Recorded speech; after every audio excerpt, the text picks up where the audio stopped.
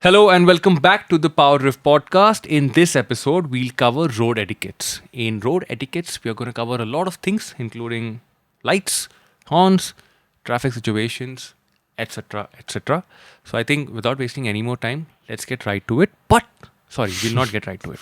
I just want to quickly remind our audience that this podcast is available in the audio format on Spotify, Apple Podcast, and all the other major podcasting platforms, and in the video format on YouTube. So if you're watching this, hi. I've got Karan with me, and we have listed down a bunch of subtopics about road etiquettes.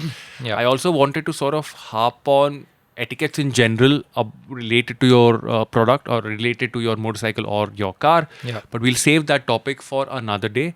Let's start off with one of the things that bothers people a lot: high beams. Yeah. So high beam is, of course, etiquettes with a capital E. Like I think, like the primary etiquette for me is high beam. Like because that is directly affecting someone else's experience on the road. So if I'm not wrong, Varun is very, very, very, very, very, very, very particular about high beam. Yeah. But I'll tell you how I go about it. I'm on high beam as much as I can be on high beam, as long as I'm not blinding a car that's in either my lane or in an opposite lane. So I'm on. Ditto. So okay, perfect. Ditto. I thought he's gonna slap me. So basically, empty road, high beam. Road where I'm in a different lane to the car in front of me, high beam, and there's no oncoming traffic, high beam. As soon as I'm directly behind a car, high beam off, because you are blinding them in the rearview mirror. And same goes for the motorcycle, by the way. These rules are very similar for motorcycles and cars. If there's oncoming traffic, high beam off as soon as they pass, high beam on. So it's almost like constantly flicking on, off, on, off. It's not like just you leave it on and forget about it. Yeah. For me, at least, it's constantly on, off, on, off, on, off.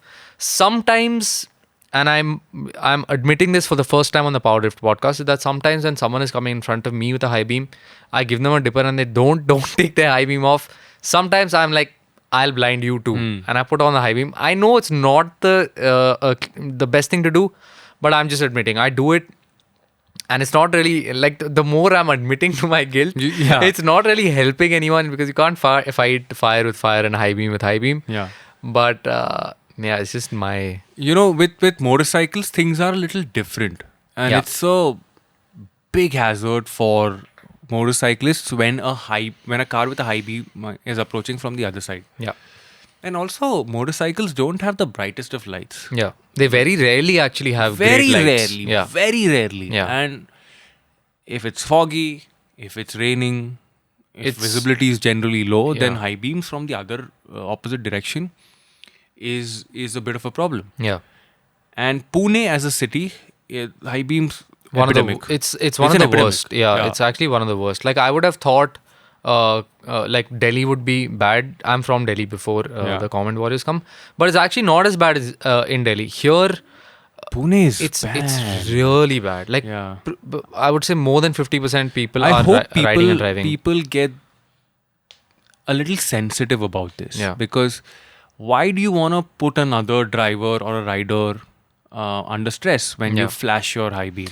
And low beams are, if you're in the city, you're generally going at low speeds. Yeah. So you don't need your headlight throw to be that far. Correct. Low beam as well, which now obviously a lot of cars come with adjustments. So if you plan it right, or if you get the throw right, then a low beam at say 30 or 40 kilometers per more hour than in the enough. city should be enough. Yeah. But blinding someone else, I don't think it's fair. I wish the government sort of regulates this. I don't know how. Yeah. Maybe through some law, or it's not possible So- when I think of this. So there was a movement But in let's Delhi long back when I was a kid. I remember there was a female police officer or something like that, and she would go on red lights with like a force, like with other cops behind her, traffic police, and they would basically paint black paint on the top of the headlight to anyone they saw with high beam. That's not the call I'm saying they should take, It's but more in that vigilante, I time, feel. but in that time, like you would see so many cars in Delhi with like a black thing, and of course it helped. But high beams are very useful, and on the highway, I am almost pretty much all the time on high beams, unless I'm of course blinding someone. Yeah. But my problem is like there are times that I'm rolling out of my apartment and someone's driving inside the apartment on high beam. Yeah. not just are you blinding other people, but it is unnecessary. It's just bad etiquette. It is bad etiquette. So I would say the good etiquette here would be use your high beam. It's there for a reason. When you need to use it, you need to use it, and at a few points, it is also, I would say personally, excusable for you to maybe blind someone if it is a matter of your own safety. If you really can't see on a motorcycle or a car and you need the high beam, by all means use the high beam. Like, do not compromise your safety for good etiquette. It's we can't say it. It's not a black and white rule. Yeah. And it is a gray area as to when you should and when you shouldn't use high beams. But you shouldn't be using it when you don't need them. Yeah. That's the basic thing. I also have a slightly moderate take on this. When you are, say, driving, for example, you have your hands on the steering wheel, and if I have this habit of constantly playing with my lights, because if I need high beam, then I need high beam, and if there's, like you said, if there's a situation, then I'll switch it back. The take here is, it keeps me engaged. Yeah. You're switching on lights when the sun goes down, and your body's natural reaction after the sun goes down, if you're riding or driving at night, is to generally go to sleep. Yeah. It slowly starts to shut down. And constantly being in connect or in contact with your car or your motorcycle, and constantly having something that you can play with, for a lack of better words, it keeps you engaged.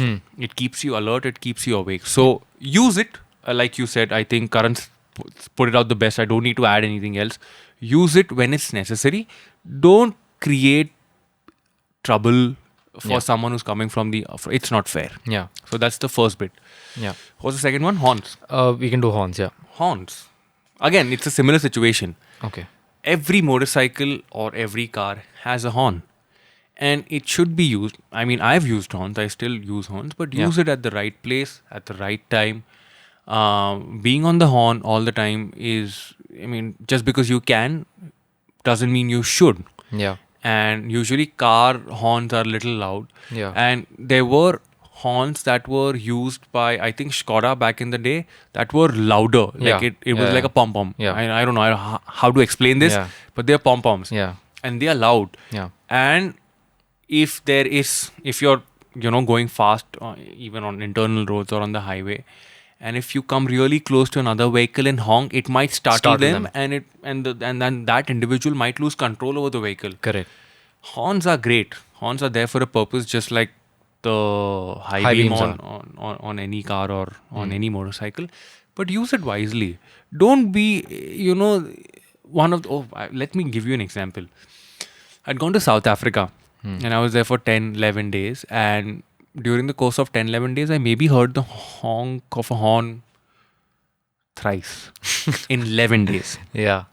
So I get out of the airport and I'm on my way to immigration, and I hear a pang inside the airport. I'm like, what's happening here? And you see these go-karts inside where they're ferrying people on the horn inside the airport. I'm like, I've reached India. And that's what I'm saying. There's no regulation as such. Yeah. I wish there was a regulation where it said you can only honk 10 times a day. Yeah. Or maybe the honk is, the decibel level goes down, or maybe the honk cannot be held on for more than 2 seconds. Yeah. Some kind of tweak is necessary, because noise pollution is something that we live with every day. It might not hamper your hearing today, but it might hamper your hearing maybe 20 or 30 years down the line, and this sort of regulation is necessary. That's my take on horns. And my take on horns is similar to the high beam take, and so I use the horn personally. Every single time I'm overtaking a bike on a highway, I give like a courtesy horn and then I overtake. It's more for awareness, I think. It's just for awareness, just to let that person know that I'm overtaking from behind. If I'm also overtaking sometimes from the left side of a car or a truck or a bike or whatever, bike very rarely, but a car or a truck, it's very often that the right side is blocked. Just a horn, a courtesy horn, and then very often you can see in the rearview mirror if they've noticed you, and then you can just pass. Because using mirrors is an etiquette that India's not very accustomed to. Like most drivers and riders that are generally out on the road are not checking their mirrors, and I think it's more so on motorcycles. So I just That's a lovely way to start another segment. I love Yeah. it. Yeah. So, like, just giving that courtesy horn is something I do very, very, very often. Some people also. I love the term also, the courtesy horn. So, it used to be a thing. So, earlier, luxury cars and I think very, very like vintage cars used to come with two horns, like a courtesy horn and a country horn. So, the courtesy horn was supposed to be used within city limits and it was a dimmer horn. And the country horn was for outside limits, which is a much louder horn. So that's where the courtesy horn comes from. But I think it is important in that situation when you just make the person you're overtaking aware of your presence. Some people also use it while during blind turns. It's okay if you use it. I think if you're doing it for safety of your safety and another person's safety, just like a 2 second, 3 second horn is perfectly fine. Also, like you said, it's more for awareness, but we are also sort of getting sucked into the world of aftermarket where we have access to aftermarket horns. And when you have access to products where you feel you're going to be known more through the sound of a horn, then people are going to buy it. So there needs to be a cap somewhere on, I feel, decibel limit, man. That's a good way for me personally to sort of cap it. Same with lights. There are people who get, like yesterday only I saw a Tata Punch with lights that, like, I mean, the sun would be ashamed as to how bright. Like, I would have needed sunglasses in the night to see. Like, it was like the moon has like fallen down on earth and I'm looking. It was insanely bright. Aftermarket. Yeah, 100% aftermarket. So Punch has halogen normally. This was like white.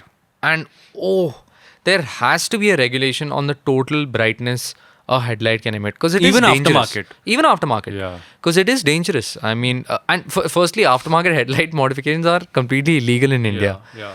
So, but let's say they are being put like that, and that's the problem I think that we have in terms of our regulations. That the government on one side says that we've banned it. So how does it matter what is being imported? Because you're not supposed to put it on the car, but it is being put on cars. Yeah. It is being put on motorcycles. So you might as well regulate it. Yeah, I agree. Instead of turning a blind eye and saying, I agree. It's illegal. Absolutely. I think with that, let's talk about our next segment. That's traffic etiquettes. Yeah. Traffic jam etiquettes. You know, Pune, as the days go by and the weeks go by, Pune is becoming crowded. Pune was not what it was, say, 10 years ago or even 5 years ago.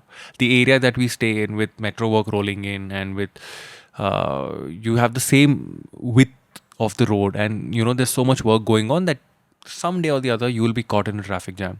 What people don't realize here in India is they add up to the traffic jam instead of solving the issue, and then there's someone who will get out of the car and be this really good angel sort of being. And hats off to those people, by the way. Absolutely, man. Come rain, sunshine, whatever, they'll always be there.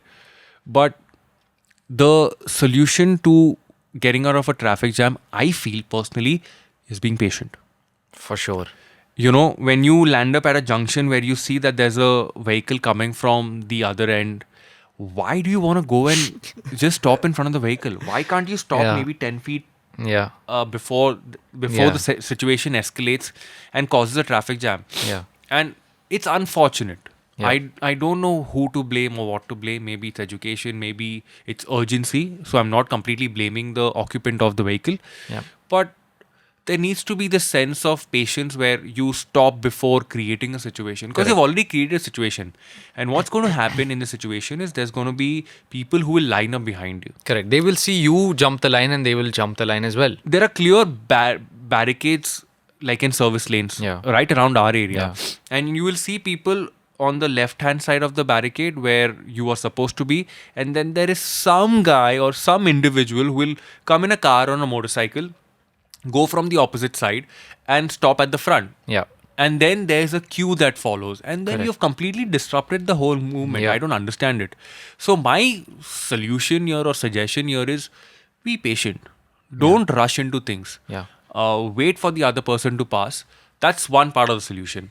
Second is when you are stuck in a line, don't create a second line. Correct. You know, in India, there's this unspoken rule that the left side is for motorcyclists. So there is no specific law that says that there's the left side is only for motorcyclists. But, you know, if motorcyclists have that space, be courteous enough to leave that space so that they can at least go. Yeah. But staying in your line, not creating a separate line is great. 100%. Not honking is another thing that you can do. Yeah. And for me, I think that's where a lot of the traffic problems can get solved. It's through one emotion For or sure. one virtue of a human being is Yeah. being patient. And I feel we are so impatient, even when you're heading towards, for example, it's a funnel and you're heading towards a narrow section. There are 10 people who will try to get into that funnel. Correct. I don't know what will happen if you just say, "Sir, aap jao." Yeah. Madam, aap chale jao. I don't know what. Yeah. What's the worst that can happen? Yeah. You'll reach your destination maybe 5 seconds late or 10 seconds late. But and I always appreciate this when someone else does it for me. If I'm in a traffic jam and somebody else says, just go Yeah. for it. And then I will always say, Yeah. Thank you. Yeah. Yeah. It's great. And it's great Because it's to so meet such rare. people. And it's so rare. It's crazy. It's rare and yeah. exactly why I love it. And Yeah. I will always appreciate that individual. sure. Be on a motorcycle or on a Yeah. car. I will always appreciate And it. I also like it when I am on a motorcycle and someone does it for me, realizing that it is relatively more painful to be on a motorcycle in a traffic jam. Yeah. So I've also seen this in Pune, that in the rain, drivers are more courteous to motorcycle riders or drivers. And I feel just generally we should be. Like if it's a jam and it's rain and the motorcycle guy needs to pass through somewhere, just let them go. They are out there facing the weather. I'm not saying they should be creating more of a jam, but if they can pass, just let them pass and give them that space. So Superb, yeah, man. for sure. Let's talk about signal etiquettes next. Yeah. And in this signal, in this section, we'll also talk about zebra crossings because that's where you find it the most at a signal. Okay. And one of the things that happens at a signal is you're standing at a signal, the light goes green and that's it. You're that guy. Why? Yeah. Like, I don't understand it. One, you're creating noise pollution. Second, you're being impatient. Third, you're just annoying the person who's in front of you. Exactly. That person's already seen green. Exactly. Green is where people are supposed to go. Exactly. So why will that individual stop? Unless he's on his, he or she, the phone's on, distracted by somebody else, shopping through those local street vendors or whoever. Yeah. I mean, But the person's seen green. Green means go. Yeah. I don't understand this honking thing, man. Dude, and on green is another problem. Some people do it before it's green. Like at 4, 5, 4, 3, let's go. Like if these people were in MotoGP, they would be off the line faster than Marquez. 5 or second someone. penalty, long lap penalty. Yeah, man. But Jump it's crazy. Also, not just honking. When you arrive at a signal, people try to again create a separate line. If the lane's clearly marked for like 2 people, why have a third?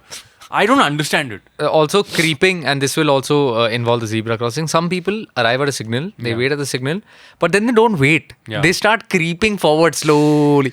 What is the point, man? Just wait, put your brakes on, relax for a while, and then when it's green, you can go at full, how much ever pace you need to go at. Cover it.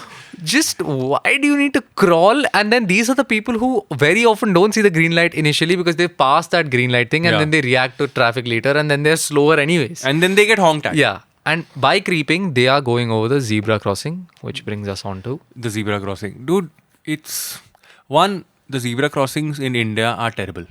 in The terms of marking. Yeah, man. I mean, over time, the pain's gone. And what's funny is that a lot of people actually get fined for being Really? on the zebra crossing, but they can't see it. Yeah. It's gone. There is no more zebra Yeah. crossing, and they're already there. And then they're like, "Arey, kahan hai? Line to It is piche like tha." Black Panther crossing. You can't see it, man. Yeah. You can't see it. And I think being on the line and not on the zebra crossing does a couple of things. One, if there's a camera that's seeing that you have broken the law, you get fined for it. So if you're before the line, you'll not get fined. Second, it creates space for people to cross, Correct. Yeah. which I think is another form of showing courtesy to someone else For who is sure. on the road. Yeah, they are at that time they are other sharers and users of the road. Yeah. It's just a different form. It's a different form of population on the road. Yeah. You're in a car, they're walking. And that's when, again, even more, you should be even more courteous. That if you see people walking, just sometimes it happens, of course in India it happens where a lot of people are jaywalking. Okay. So Well played. that time when I see someone who's about to cross, just slow down, man. Yeah. You're not going to go anywhere faster because chances are there's a jam up front, there's a red light in the front, there's a something in the front that you're not going to make up any time. So just let people cross. If it's in the rain, even more. Yeah. Just let them cross. It's okay. Also, there was a really cool campaign that was done for the whole zebra crossing thing, where there were vehicles that were on the zebra crossing, and there used to be this individual who used to cross the road on the zebra crossing and then just go over the bonnet of a car, or just climb over a Yeah. motorcycle's tank and go across, and climb into a rickshaw and then go from the rickshaw from one Yeah. end to the other. So it was really cool campaign. I feel the awareness of or let's say the importance of a zebra crossing has significantly increased over the years, and people are constantly recognizing that they need to stop before the line. Also, the introduction of laws where people get fined. Yeah, it's So good. yeah, so overall, if Yeah. you see, it is this Relatively. system is really dependent on how strict the laws are. Yeah. You introduce a speed limit and say, if you cross 100, you will be fined 2,000 rupees. People will not go about 2,000. Correct. People will not go about 100 kilometers per Yeah. hour, because then it adds up to a certain value, Significant and then amount, you're yeah. like, why am I paying money out of my pocket to just have a little more fun, 120 or 140, and risking my life, Yeah. risking someone else's life. So I think overall, in a nutshell, the introduction of laws is now very important.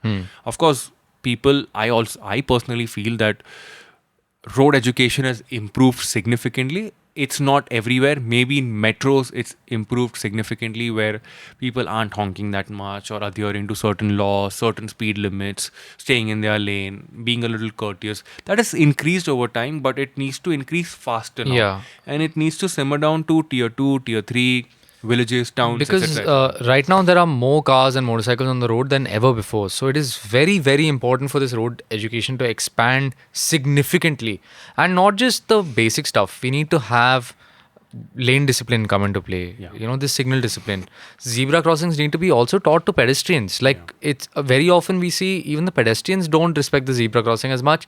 And honestly, in my experience, the zebra crossings are great. They're placed in the right places. There are signals for the zebra crossing, and very often People those don't signals- often, very often those signals work. You know, Yeah. they are great. So if you are as a pedestrian, it's important for you. It's a vicious cycle. Yeah. If the pedestrian does not respect the zebra crossing loses respect for the driver, because the driver thinks no one's going to cross here anyways. Yeah. So it is important for both sides to respect it equally. One etiquette point I want to add, I just remembered it, is ambulances. If you see or hear an ambulance, if you see it behind you, just get out of the way. In other countries, it is move left. In our country, you need to just move out of the way. Left, right, wherever. Yeah. Just move out of the way. That is one of. It is a well talked about road etiquette thing, but I think as far as like critical points of road etiquettes, it is as high up as they come. If you see an ambulance, just move out of the way. Can I add one more thing to this? I hope you're adding what I think you're adding. Go Don't ahead. chase the ambulance. Don't be that cat that's chasing the mouse. Oof, that is. Don't be that Tom who's chasing Jerry. I mean, why? Just because you know that the ambulance is faster and it's gonna pave this path for you. I don't know. I don't know, man. I'm not tuned that way, but I also feel it boils down to personality. My personality says that if I do this, and if it'll somewhere come. I think it's a bad thing. It'll somewhere come back to me. Definitely. There's someone in distress who's in Exactly. front of you and taking advantage of it. So my thought process is tuned that Same way. Same here, for sure. And I don't want to be a part of that energy. Yeah, You know same what here. I mean? I don't want to be a part of this energy where I gain an advantage out of someone else's misery. For sure. Don't do it. And that is also one thing. The other thing is people who have moved out of the way for that ambulance have moved out of the way for an ambulance. And not for the rest of the Not for crowd. you to follow, because then they can just fall back in line. But what happens is, because of so many people, someone might say, "Make you have to," like someone else will also go. So they don't. I'm glad you brought that up, because it is one of the most Annoying, yeah. annoying things that I see on the road in terms of road etiquette is following an ambulance. And I'm glad you brought up this topic because this needed to be addressed. We'll move on to the last two topics. We'll talk about the controversial one last. We'll talk about indicators first. Dude, I cannot survive without indicators. Same here. Again, it's like constantly happening. Like hands are constantly signaling. But it keeps you engaged, you know. You see my point Yeah. because you've got your lights. If you're in a German car, then lights on your left and your indicators. No, ulta, no? Indicators on the left. Yeah. Lights are on your. Yeah. No. Whatever. It's on the right. Wherever your indicators and lights are, but you're engaged. You hold on to On your the steering wheel. Even with for a motorcycle, everything's on the left. But it just keeps you engaged because you have to give in that input, and for that input, you need to be alert. Yeah. If you're changing lanes, and I also want to add one more thing about mirrors. When you give an indicator to your left or your right, you need to look in the mirror and then change lanes. Yeah. Giving an indicator does not mean your job is done. Because there are lots of fights that I've seen on road and they're like, "Arey, तूने मैंने indicator दिया था, but indicator दिया था तो क्या? Yeah. तूने देखा there's It's not.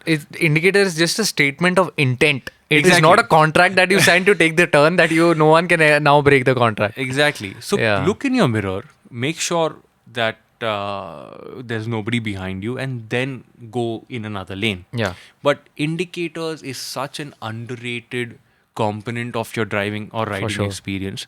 And I use the indicator so much on the highway. Not the hard indicator, but just the whatever the lane change. Yeah. Lane change. Yeah. I use it, dude, all the time. All the time. Yeah. But it keeps me engaged, like I said, but it also gives the person behind me a visual of what I'm going to do next. Correct. It's such an important. If I decide I'm going to be on the gas, but I see someone's going to change lanes, I'm not going to be on the gas and overtake. Yeah. And I'm going to take it easy and take 2 steps back and wait for that action to happen so that I can have a reaction to it. Correct. So I think indicators is very important. And without indicators, we are just playing on visual references of cars and motorcycles ahead of us as to what they are going. You're guessing as to what they're going to do, and that's just way more dangerous versus if the car in front or the bike in front just gives an indicator as to what they're going to do. And even if it is, let's say you are close to that car, at least you know he is going to do that. I can prep for it. Yeah. Versus if he suddenly just cuts across, you know. So I also use, if you're talking about etiquette, sometimes I use indicators when I see a problem in front of me and I need to swerve out of that problem. I don't just swerve, I also give an indicator so that the person behind me knows this is not a regular lane change that's happening. Just an indicator for an extended period of time that just says there's something up ahead, we need to avoid it, which is why I'm moving my lane. Which I think, again, it's something that I like to do. Yeah, sure. Yeah. You know the difference between the driving experience in India and out of the country, it's two different situations, right? Outside of the country, people are very relaxed. Yeah. Our riding and driving is very stressed because you're always looking out for stuff. Yeah. Like, because I have learned riding from a riding school and I know what to do, I'm usually relaxed, but 99% of them are not because you're looking out for danger. There's going to be a dog that's going to cross the road. There's going to be someone who's going to come in front of you. All of these are external factors, but the factors that are present on the road in the form of other vehicles, if they can be a little proactive and just give an indication of where they're going to go, that reduces my worry as a rider or a driver by whatever percent, 5%, 10%, 50%, I don't care. But it definitely reduces worry, which means my mind is already a little calm when I'm out on the road. Yeah. And that will definitely help you. It'll make you calmer, it'll keep your mind sharper. For sure. And of course, you'll always appreciate that individual who's in front of you. So I think that's great. Yeah. Indicators is great, man. Yeah. Use it. Yeah. Finally, last topic. Hazards. Yes. What's your take on it? I feel we've done a simplified on it. Yeah. So I feel before you say anything, I want to put this statement out there and you can agree, disagree, whatever. Hazards are misused in India. True or false? Oh, yeah. True. As true with a capital TRUE. So hazards should not be used in a tunnel. As crazy as that might sound to some people, you're not supposed. Hazards should not be a way for people to see you. It should be a way for people to see if you are in danger or if you are a danger to other people on the road. I was just going to ask you this. if you had to define hazard lights, this was the definition. If hazard hazard, Yeah. if you are a hazard, Yeah. is when you switch on hazard lights. So if you've broken down, if you have a mechanical issue, if you for some reason stopped on the shoulder of the highway, if you stopped on the side of the road. You know, I'd put out this reel on PowerDrift where I said that hazard lights, I spoke of a similar thing. You know, hazard lights should be used when you're a hazard and not to be used when you're in tunnel, stuff like that. And some people agreed and some people said, hey, nahi, kya bol raha hai? Fog mein kya karenge? What will we do when it's a foggy situation? And my answer to that is use your lamps Correct, 100%. and slow down. So That's it. Simple. same. So red light, which is used on the tail lamp, travels the furthest. It refracts the least in these situations. Orange refracts scientific. more, which is why the tail lamp is red. Your tail, just switching on your headlight will increase because your headlight is constantly on. It's not going flashing on and off. Because your headlight is constantly on and your tail light is obviously constantly on, you are giving a much better visual reference for people to see you. For example, I've seen this in a tunnel where there's a car. It recently happened. There's like a Wagon-R behind me on my right that had hazards on, but its lights off. So the point of reference is continuously going on and off. So there might be a time where I might look in the mirror, not see him, and look back, and that's the time his hazard is off. Yeah. Just Oh, turn on got your it. lights. Turn on your lights, and the light should be more than enough to give people a visual reference. If it's not enough, and if it really is that dangerous, stop. Yeah. Stop. No Yeah. problem. Just Yeah. stop. Yeah. If it really is that dangerous, where the only way for someone to see you is a hazard light, stop. It's actually, it's such a conditioned problem, no? If I see somebody else, it's also something that you pick up from the road. Yeah. You might see a person in front, and then you'll see like people Why behind them. and then there's no connection to it. Yeah. Like if I ask people who use hazard lights, where did you learn this from? You know, you learn driving from a driving school for that matter. You learn how to switch your headlamps on through the twist of a knob or whatever. Where do you learn to switch hazard lights from? Why did you switch the hazard lights on in the first place? The tunnels are well lit. Your headlamps give you enough visibility. Correct. And they also make you visible to other people Correct. who are on the road. So where did you learn this from? And now it's got people, now I'm sure it'll get people thinking because they'll see, oh, I saw somebody else do it. And that's why I do it. But like you said at the start of this segment, hazard lights are to be used when you're a hazard on the road. And that's the simplest explanation that can be put across. I also use hazards when I see a hazard. So sometimes, like I was saying, the indicator for swerving, if I see something, I sometimes also use a hazard. And there was this one time in college, I remember, I was driving back on a highway, and you know those South Indian highways have those two lanes, Narrows, and they're yeah. narrow Narrow highways, roads. but they're great, beautiful highways and fast highways. So I was in my Swift, and we were we were driving behind a GLE. Error there. We were driving behind a GLE at a decent pace, decent distance. We're not like driving rash. It was some random guy. And every time he would spot one of those bad rumble strips that You used to switch the hazard he used to switch the hazards on and then brake. It was just such a nice way to tell me I'm not just braking for anything. I'm braking hard for something that you also need to brake for. So I think the hazards but it was just 3 flashes and off. It wasn't just constantly on. So that would just tell me as a driver behind someone that something's up. I might need to prep to also brake hard or swerve or do something. If I am driving on the highway and I see a cow, sometimes I might put on the hazard for 3 flashes so that the people behind me know something is up, dude. It's not a normal situation. But so often we just see the worst use of hazards is just people who are driving rashly. They'll turn on the hazards and they think that it just gives them the license to drive. I don't get it. Yeah, I and it don't get happens it. on every expressway, man. And it's just not that's not the right way to use the hazard lights. Even flashers on a bike. And I get where people are coming from in terms of visibility, but all you need to do is turn on your headlights. Just turn on your flashers, headlights. It's a completely different story because it's an aftermarket accessory that is absolutely useless. Yeah. But hazard lights, which comes as a standard part of your car. Cars is standard, but now motorcycles are slowly Getting more and graduating more, to hazard lights.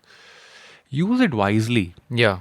And I think in a nutshell, if I have to sum up this podcast, if you have the access to use a certain thing doesn't mean you have to use it all the time. Perfect. Horns, lights, hazard lamps, and anything else. Yeah. Be a responsible rider, be a responsible driver. You are on the road, there are a million people around you on the road. Be that individual who other people look at and appreciate. Yeah. It's in the form of using your indicators or your low beam or less usage of the horn. People should look at you and say, this individual rode well today, or he gave me way, or I met this person on the road who gave me way. Yeah. Like, I always remember certain incidents where somebody's given me way, or somebody said, please, you go first, Yeah. or the red light's on and I'm still contemplating on crossing and going to the other side, and somebody's just said, flashed the light and said, it's okay, I'll wait, you go. You always remember these things. And for me personally, as an individual, always relate things back to energy, because I believe in it a lot. You do good, good happens to you. And I also think it's a two-way street in the same regard that today, at least I believe this, that today if I give an indicator for a lane change, someone might see behind and do the same thing. And that someone... Passing on the right message. And it might not affect a huge number of people, but if a huge number of people start doing it, it will affect a huge number of people. Yeah, I mean, how do I put it? It's the silliest example, but a drop of water does not make an ocean. Yeah. And if you do something and if it enables somebody else to do something similar, which is obviously good, please be that enabler. Yeah. Please help people. And I think that pretty much sums up our podcast. Do you have any final message? No, that's it. That's pretty much it, man. If you want us to talk about anything else, or if you have something else on road etiquettes, then please drop your comments. This is a very conversational thing. Yeah. Your road etiquettes as well. Karan and I will definitely 100% respond to you in the comments. So please drop your thoughts in the comments, incidents that you remember, incidents that are really, really memorable. So, and what do you think of these etiquettes as well? I know a lot of people will always come back to hazard lights and complain and stuff, but let's have a nice discussion in the comment section. And Karan and I will definitely respond to you guys. What else do you want us to talk about? Because we would love to listen from you, and we do listen and read your comments and then sort of come up with our podcast topics as well. So if you have anything else that you want to listen to, please drop those ideas as well in the comment section. We'll be back as always with some more content on PowerDrift. Stay tuned, stay subscribed, stay notified, and we'll see you soon. Thank you. Bye.